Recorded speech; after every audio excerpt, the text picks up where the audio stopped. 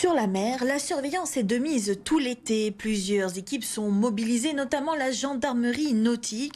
Ce jeudi, une opération de sécurisation du plan d'eau à Sainte-Maxime était organisée et les contrôles ont finalement tourné court pour laisser place à la sécurisation et la surveillance d'un périmètre de sécurité après la découverte d'un nouvel obus, le deuxième en quelques jours seulement. Charlotte Guerre.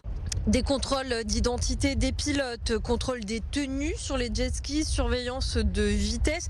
Et parfois les missions sont quelque peu différentes. Alors qu'un obus a été désamorcé ce matin à la Nartelle à Sainte-Maxime, un deuxième a été découvert à quelques kilomètres de là, à 1,30 m de profondeur sur la plage, sur l'une des plages de Sainte-Maxime.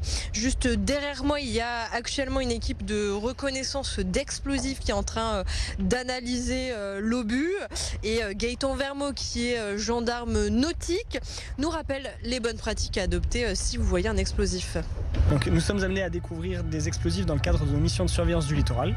Il peut aussi y avoir des baigneurs qui nous signalent la présence d'engins qui peuvent dater de la Seconde Guerre mondiale. Alors si vous découvrez un objet que vous pensez être un explosif, il faut nous contacter en faisant le 17.